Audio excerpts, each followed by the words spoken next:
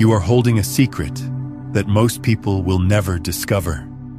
Not because it's hidden, not because they aren't worthy, but because they aren't ready. There exists a transmission that moves through reality like water finding its level, a teaching that reveals itself only when consciousness reaches the exact frequency required to receive it. This isn't mysticism dressed up as wisdom. This is how the universe actually operates. And right now, in this moment, if you're watching this, something in you has aligned with the frequency that brought you here. The ancient ones understood this. They didn't write books to inform. They wrote them to activate. Every parable, every story, every seemingly simple tale contained within their texts wasn't entertainment. It was a key. And that key only turned when the reader's inner mechanism had evolved to match its shape. What you're about to discover isn't just a collection of stories. It's a living technology of consciousness. A book that doesn't exist in linear time, but in resonance. And the fact that you're here, right now, watching this, that's not coincidence. That's cosmic recognition. Let me explain what's really happening. The universe doesn't function like a vending machine where you insert effort and receive results. It functions like a radio, constantly broadcasting signals at different frequencies, and what you receive depends entirely on where your dial is tuned. Most people spend their lives trying to force the universe to broadcast on their frequency, never realizing that all they need to do is adjust their own reception. You've been taught that finding knowledge is about searching, that wisdom comes to those who seek hard enough, dig deep enough, push far enough into the unknown. But here's what no one tells you. The greatest teachings don't arrive through effort. They arrive through alignment. Think about your own life for a moment. Haven't there been books that appeared at the exact moment you needed them? Conversations that happened precisely when your soul was asking a question you hadn't even spoken aloud? Teachers who materialized just as you were ready to learn what they had to offer? This isn't luck. This is the fundamental operating system of reality. The universe is not a passive backdrop against which you move. It is an intelligent field that responds to your consciousness. And when your awareness reaches a specific vibrational state, when you've lived through enough experiences, asked enough questions, shed enough old beliefs, suddenly what you need appears. The ancient text we're exploring today calls itself the ritual of the universe. But here's what makes it different from every other spiritual teaching you've encountered. It doesn't claim to be found. It claims to find you. Read that again. It doesn't wait to be discovered. It recognizes when your consciousness has reached the threshold where its teachings can take root. And then, only then, does it reveal itself. This is the first principle of cosmic law that most people miss entirely. The treasures of existence are not withheld from you. They're waiting for you to become the version of yourself that can hold them. You cannot force readiness. You cannot fake alignment. The universe reads the actual frequency of your being, not the story you tell yourself about who you are. If this is landing for you, take a moment to hit the like button. It helps this transmission reach others who are ready, and subscribe to stay connected to this frequency. And when that frequency matches what's available, reality reorganizes itself to deliver exactly what you need. There's something else happening here that most spiritual teachings miss entirely. They focus on what you need to do, what practices you need to master, what levels you need to achieve. But the deepest teachings don't ask you to do anything. They ask you to recognize what's already present, to see with new eyes what's been there all along, invisible only because you weren't vibrating at the frequency where it becomes visible. Think of it like this. Infrared light exists whether you can see it or not. It's there, radiating, present, but your eyes aren't built to perceive it. Does that mean it's not real? Number. It means your perception hasn't expanded to include it yet. The moment you put on infrared goggles, suddenly you see a whole dimension of reality that was always there. Consciousness works the same way. There are dimensions of possibility surrounding you right now. Opportunities, connections, insights, resources that are absolutely present, but completely invisible to your current frequency. Not because they're being withheld, but because your awareness hasn't expanded to include them yet. And the moment it does, reality doesn't change. Your perception of reality changes, which, in practical terms, means everything changes. Let me take you somewhere. Close your eyes for a moment, actually close them, and imagine you're walking through an ancient marketplace. Not the kind you've seen in history books, but one that exists in the space between thought and matter. There's a vendor there. She sits behind a table covered with objects that shimmer with impossible light. Vessels made from crystallized starlight. Mirrors that reflect not your face but your potential. Rings woven from the fabric of wishes that never came true but always mattered. Her name, in this telling, is Jessica Martinez, and she has a problem that defies all logic.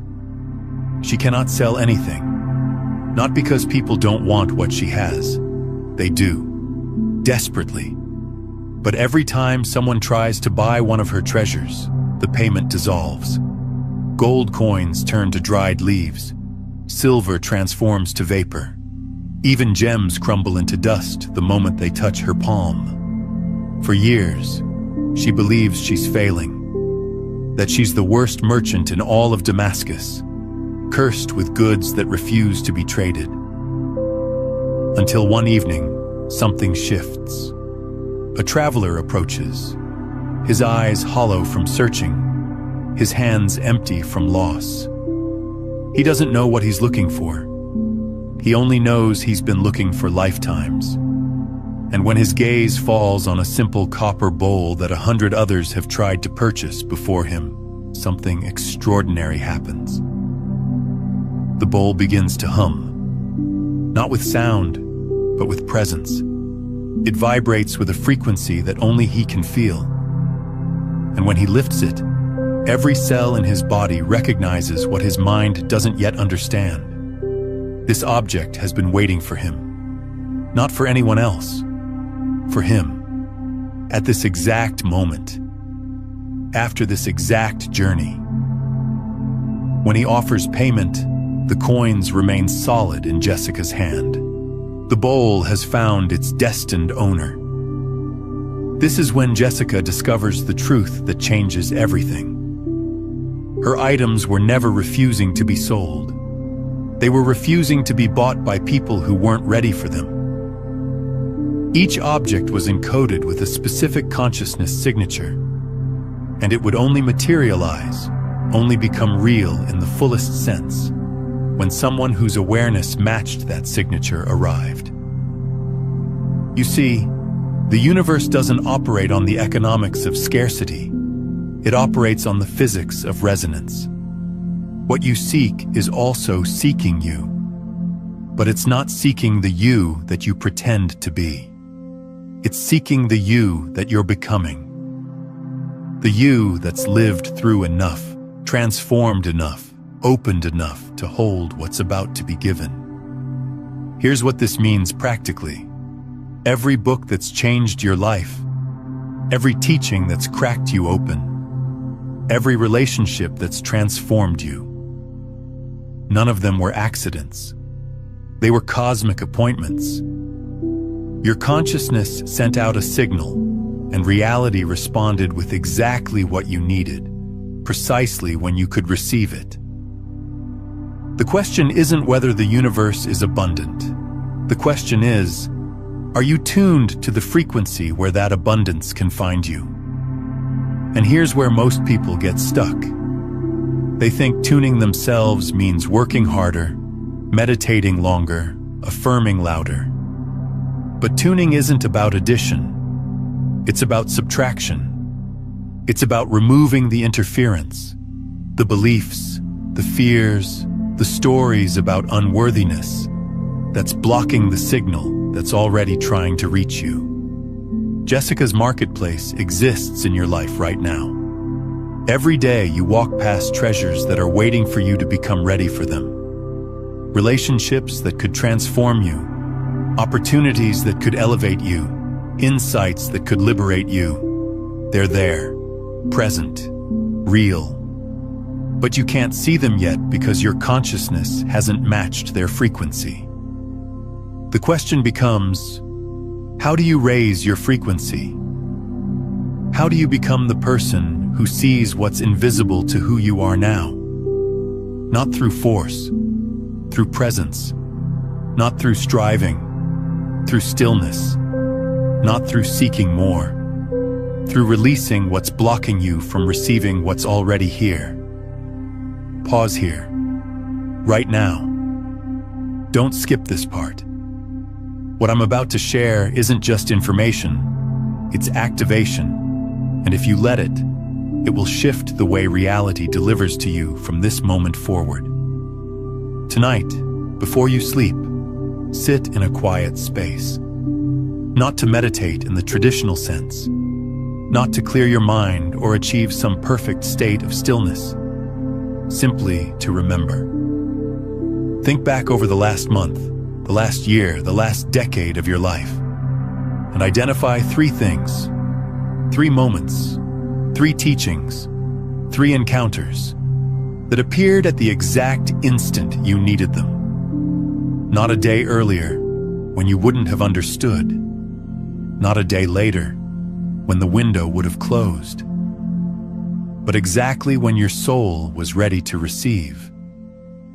Maybe it was a book that someone randomly mentioned, and when you read it, it answered a question you'd been silently asking. Maybe it was a breakdown that forced you into a breakthrough you'd been avoiding. Maybe it was a stranger who said 7 words that rewrote your entire understanding of yourself. As you recall each one, speak this truth aloud. I recognize the perfect timing of all gifts. I trust the wisdom that guides their arrival. I am ready to receive what seeks me now. This isn't affirmation for the sake of feeling good. This is quantum acknowledgement.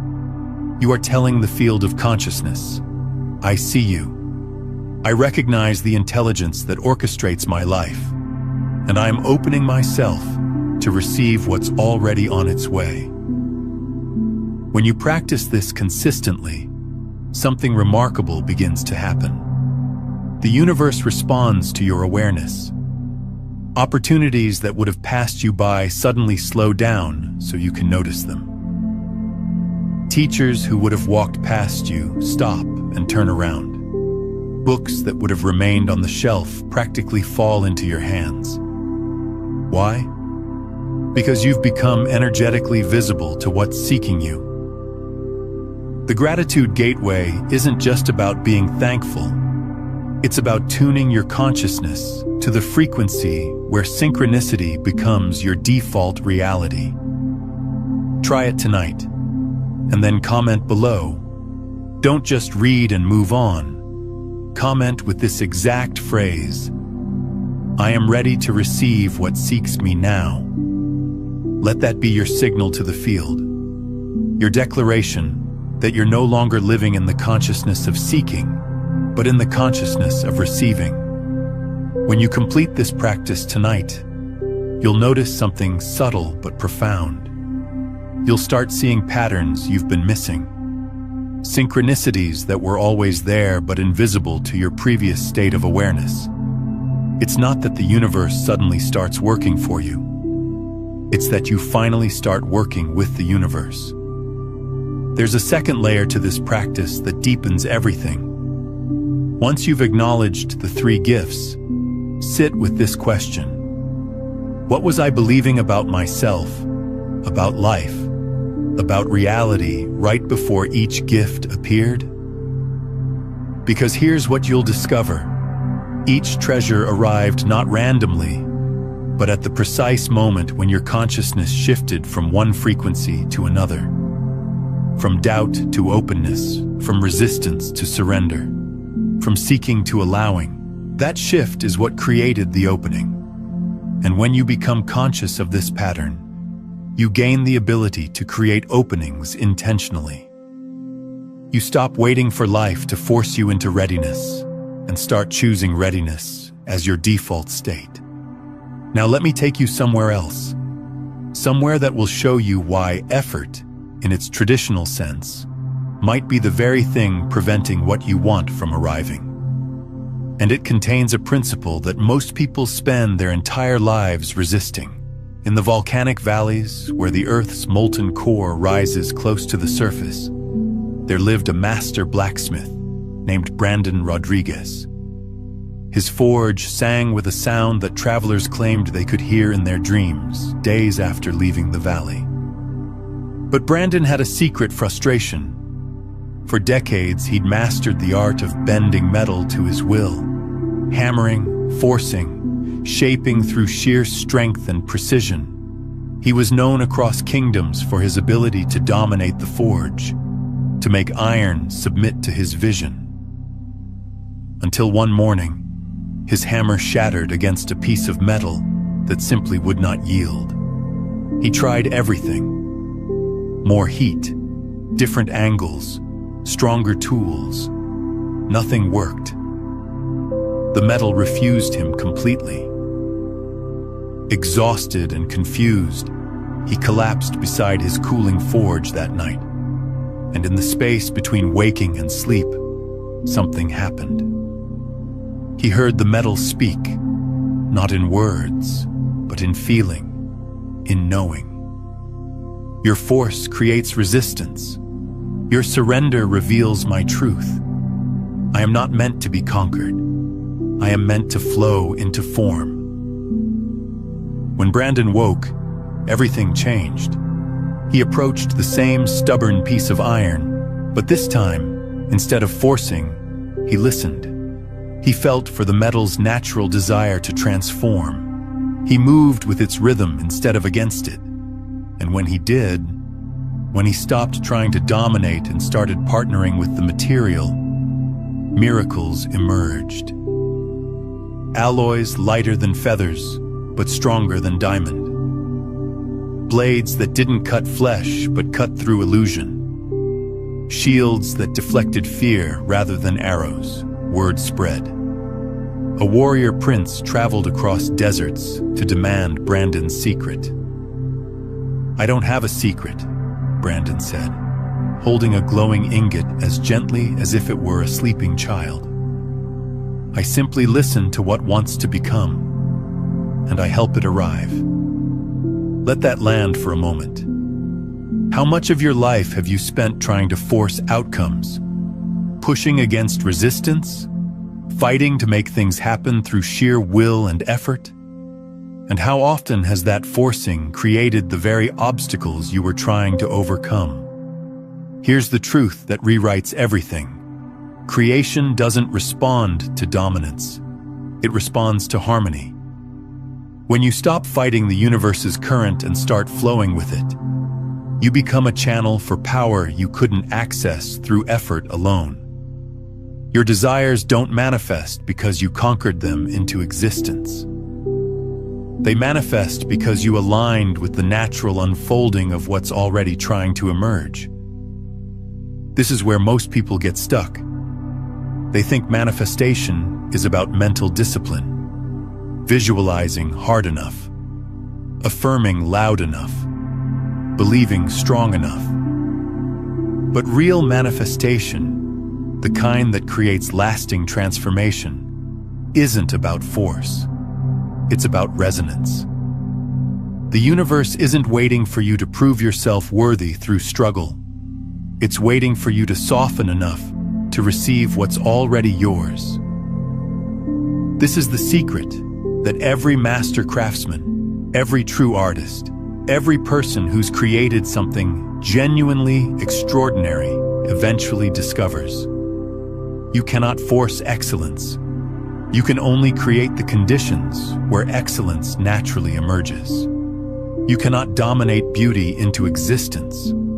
You can only align with it so completely that it flows through you without obstruction.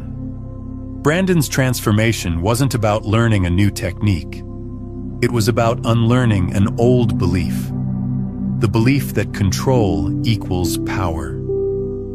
What he discovered is that true power comes from partnership, from recognizing that you're not separate from the forces you're trying to shape, but part of the same unified field. And when you honor that unity, when you work with the intelligence that's already present in the material, in the moment, in the situation, miracles become normal. This applies to everything in your life, your relationships, your career, your creative projects, your spiritual path. Anytime you're forcing, you're creating resistance. Anytime you're flowing, you're creating possibility. But here's what's subtle about this. Flowing doesn't mean passive. It doesn't mean you stop taking action or making decisions. It means your actions and decisions arise from attunement rather than anxiety, from presence rather than pressure, from trust rather than terror. You can feel the difference in your body. When you're forcing, your jaw is tight, your breath is shallow, your shoulders are tense. When you're flowing, there's effort, sometimes tremendous effort, but it's easeful. It doesn't deplete you, it enlivens you. Here's how you embody this principle right now. Stop reading for a moment. Sit up straight. Place your hands on your knees, palms facing upward. This isn't symbolic, it's energetic. You're physically opening yourself to receive instead of staying closed in effort. Now breathe. But not your normal breathing, conscious breathing. And with each exhale, you're going to release one layer of control. Inhale slowly. As you do, say internally, I am the universe flowing freely. Exhale completely. As you do, let tension drain from your shoulders, your jaw, your hands. Actually feel it release. Inhale again.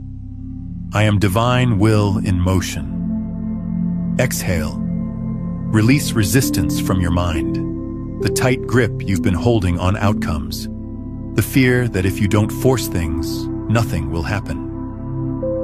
Inhale. I am perfect cosmic timing. Exhale. Surrender the need to control when and how your life unfolds.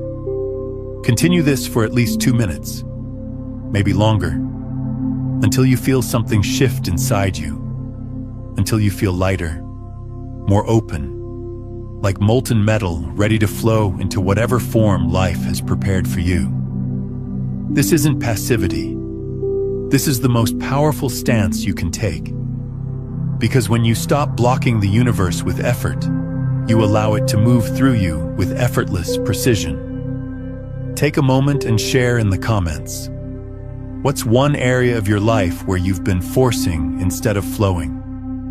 What would it look like to surrender that struggle and trust the process? Your reflection might be exactly what someone else needs to hear today. Brandon's Forge still exists, not in physical space, but in the realm of principle. And every time you choose flow over force, harmony over struggle, you're standing at that forge, letting reality shape you into something more magnificent than you could have designed yourself. What no one tells you about sacred timing. Let me share something that might challenge everything you believe about how life works. You think you're late. You think you've missed opportunities. You think if only you'd known this teaching 5 years ago, 10 years ago, everything would be different now. But here's what shifts everything. You are exactly on time. The reason you're watching this now, not last year, not next month, but now, is because this is the precise moment your consciousness can integrate what's being transmitted. If you'd encountered this teaching earlier, you would have intellectually understood it, but you wouldn't have embodied it. The experiences you've lived, the pain you've endured, the confusion you've navigated, all of it was preparing the soil of your awareness for these seeds to take root. The universe doesn't make mistakes with timing. Think about those stories we explored. Jessica's impossible marketplace didn't operate on customer demand. It operated on customer readiness. The copper bowl existed long before the traveler arrived, but it only became real, only activated its full potential, when his consciousness matched its frequency. The same is true for you right now. This teaching has existed in various forms for millennia, but it's appearing in your life now because now is when you can do something with it. Now is when your soul has evolved enough to not just hear these words, but to let them restructure your reality. There's a concept in quantum physics called the observer effect. It states that the act of observation changes what's being observed. Particles exist in superposition, all possible states simultaneously, until they're observed, at which point they collapse into one specific reality. Your consciousness works the same way. The teachings you're ready for collapse into your reality the moment you're capable of observing them at their deepest level. Not surface understanding, not intellectual agreement, but embodied recognition. You've been walking toward this moment your entire life. Every book that didn't quite satisfy you was pointing you here. Every teacher who helped but couldn't complete your journey was preparing you for this. Every moment of confusion, every dark night of the soul, every time you almost gave up but didn't, it was all part of the navigation system bringing you to this exact frequency. So no, you're not late. You're not behind. You haven't missed anything. You're right on time. And the fact that you feel something stirring in you as you hear this, that's not emotion. That's recognition. Your soul remembering what it's always known but forgot while moving through a world that taught you to doubt cosmic intelligence. Now, what we're exploring today is the recognition principle, understanding that readiness unlocks what's already present. But this is just one frequency in a much larger spectrum. If you're sensing there's more beneath this, you're right. In my book, Beyond the Frequencies, A Quantum Guide to Consciousness Mastery, I walk you through the complete system, the 9 master frequencies that move you from unconscious seeking to conscious receiving, from dense transmission to pure broadcast. We go deep into how to dismantle the frequency prison entirely and step into effortless creation as the field itself. It's linked in the pinned comment below. I want to go deeper into this because it's one of the most healing realizations you can have. When you truly grasp that you're not behind, that you haven't missed your window, that the universe hasn't forgotten you, something fundamental shifts in how you move through life.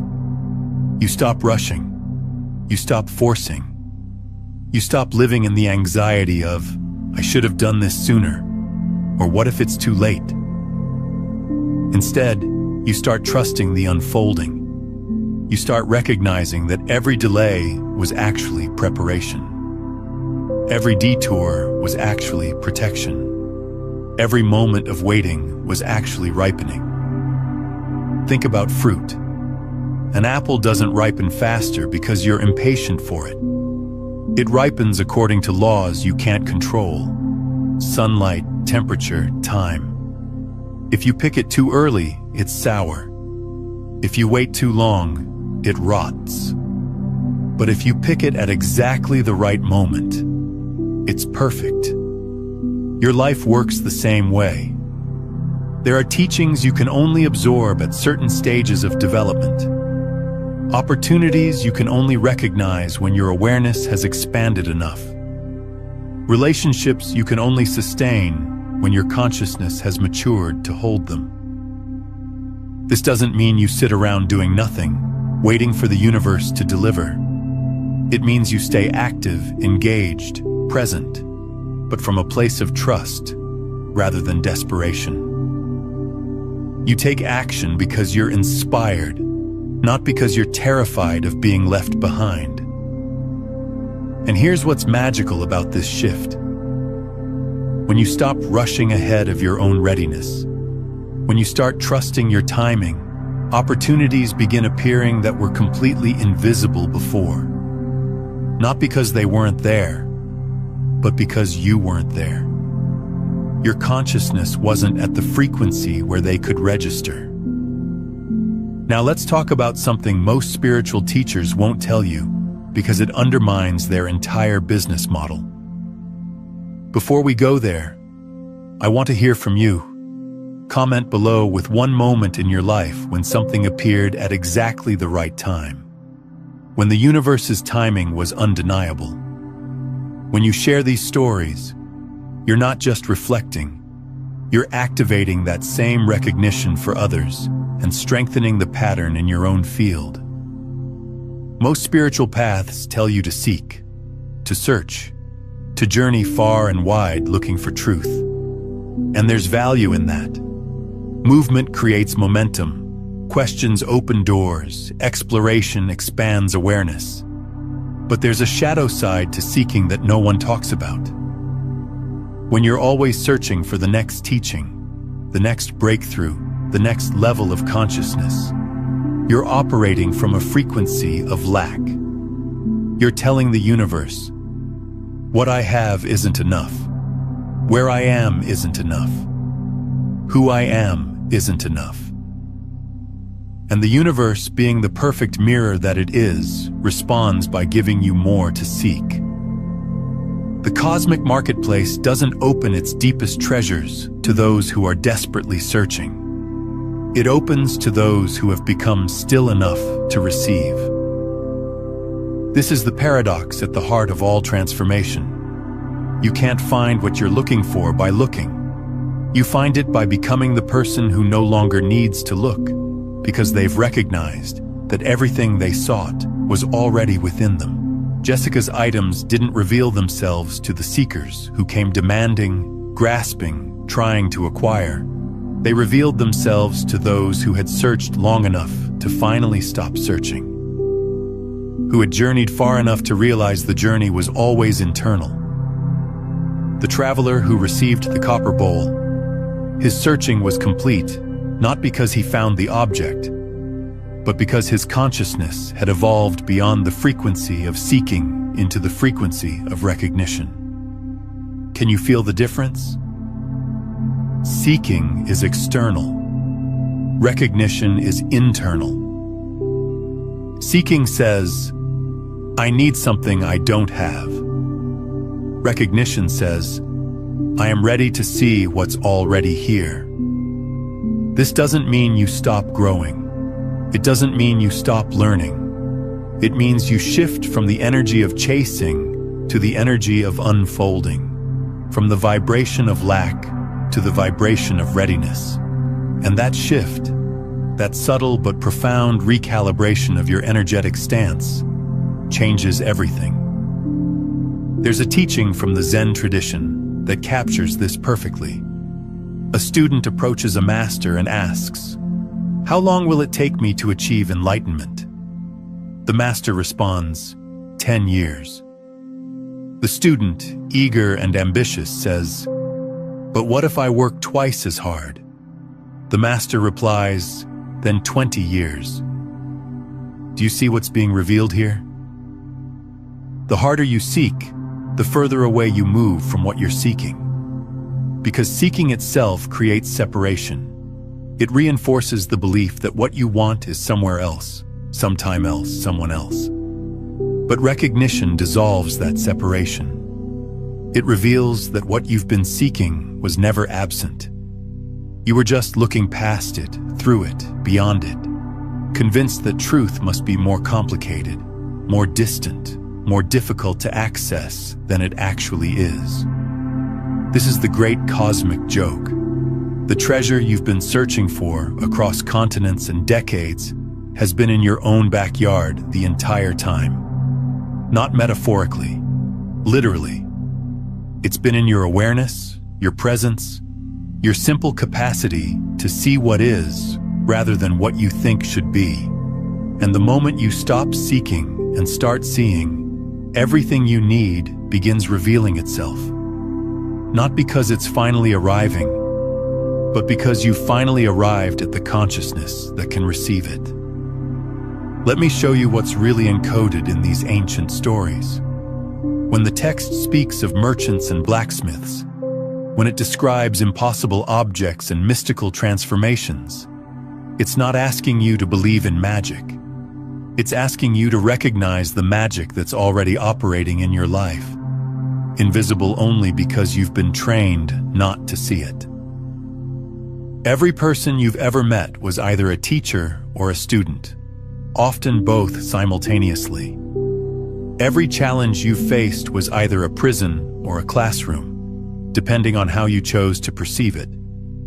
Every moment of your existence has been a cosmic transaction, with the universe offering you exactly what you needed to evolve, and you either accepting or refusing based on your level of readiness. The marketplace isn't somewhere else. It's here. It's now. It's the field of possibility that surrounds you in every moment. And you are both Jessica and the traveler. You are both the merchant with impossible wares and the seeker finally ready to receive them. Part of you holds treasures you don't yet know how to access. Gifts that are waiting for the rest of you to catch up.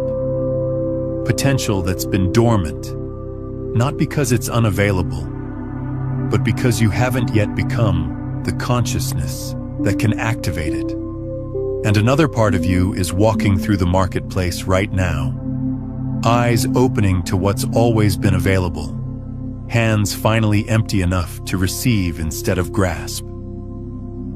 This is the teaching beneath the teaching.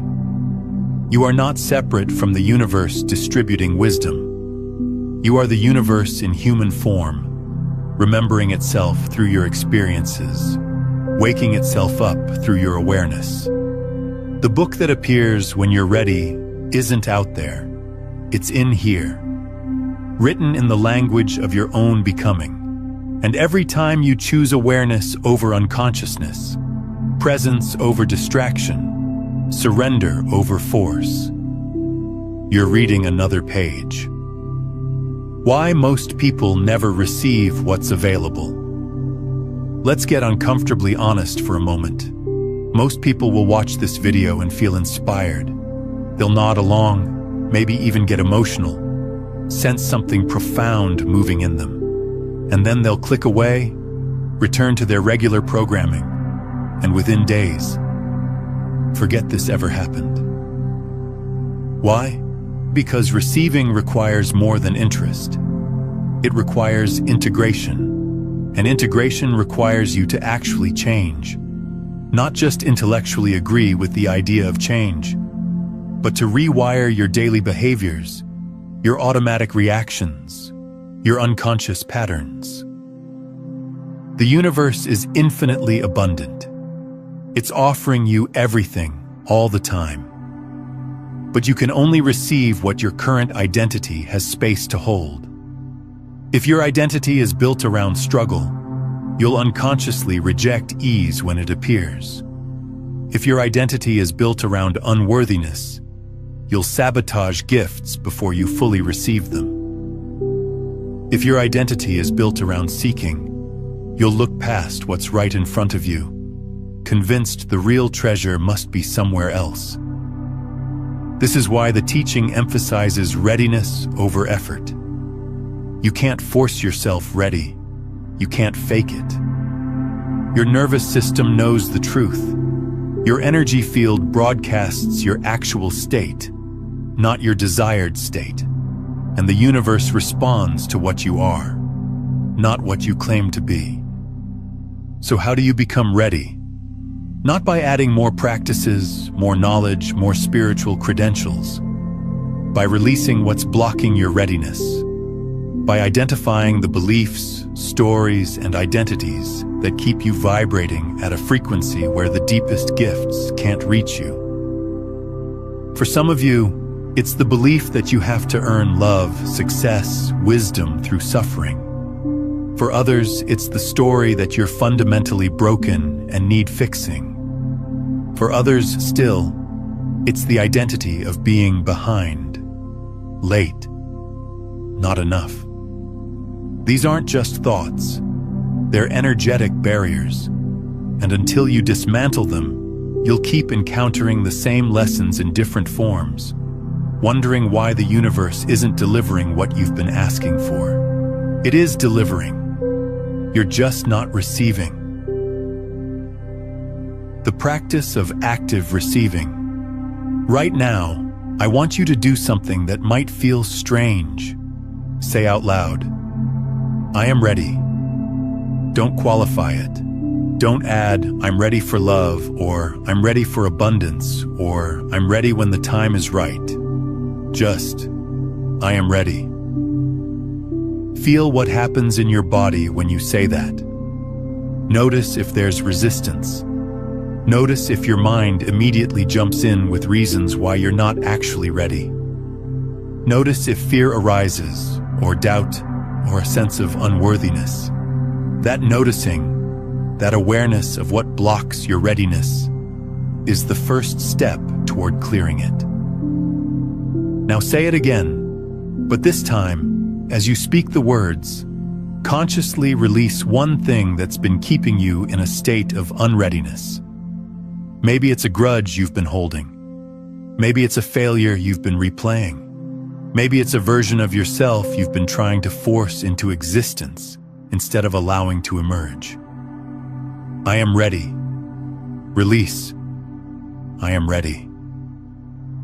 Release. Do this until you feel a shift, until the words stop feeling like a lie and start feeling like recognition. Like your soul has been waiting for your mind to catch up, and now finally, they're meeting in the same moment. This is active receiving, not passively hoping the universe will drop something in your lap, but actively creating the internal conditions where what's seeking you can finally land. And here's what I want you to understand. The moment you genuinely embody this frequency, reality reorganizes around you. Not eventually, immediately. Opportunities appear, conversations shift, people who resonate with your new vibration enter your field. Circumstances align in ways that would seem impossible from your previous state of consciousness. Why? Because you've stopped broadcasting lack and started broadcasting readiness. And the universe responds to what you broadcast with perfect precision. The collective field of readiness. Take a moment right now and comment below with one single word. Just one word that captures the energy you're choosing to embody from this point forward. Not what you hope to feel, not what you think sounds spiritual, but the actual energetic signature you're committing to. Maybe it's ready, maybe it's open, maybe it's aligned, or receiving, or present. Whatever word rises in you, that's your declaration to the quantum field. Your signal that you're no longer the person who started watching this video. You've shifted, and that shift, though it might seem small, is actually seismic at the level of consciousness. Here's why this matters more than you realize. When you make a public declaration, when you put energy behind your intention by naming it in community, you're not just speaking to yourself, you're speaking to the collective field. and the collective field holds you accountable in ways your private thoughts never can. There are hundreds, maybe thousands of people watching this right now. Each of you at your own stage of readiness. Each of you carrying your own frequency.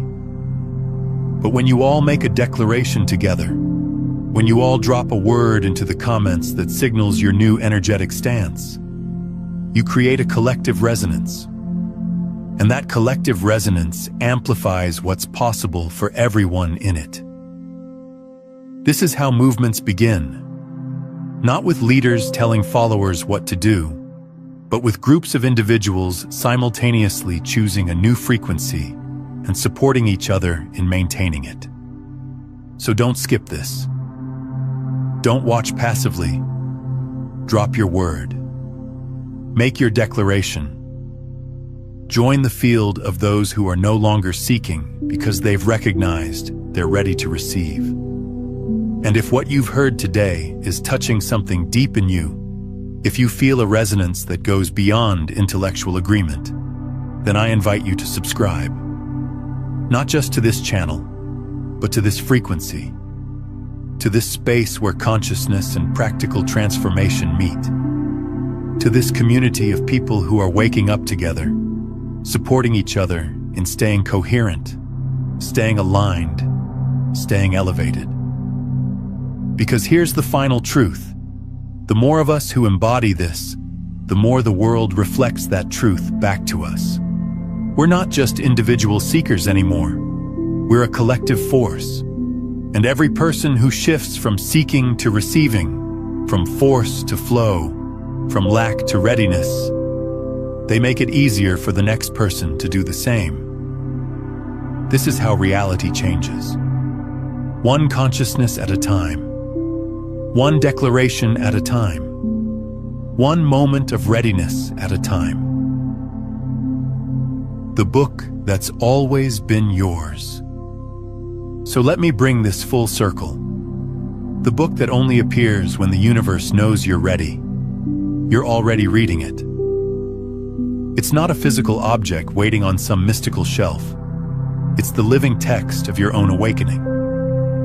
Every experience you've lived is a chapter. Every person you've met is a character revealing something about yourself. Every challenge is a plot twist designed to deepen your understanding.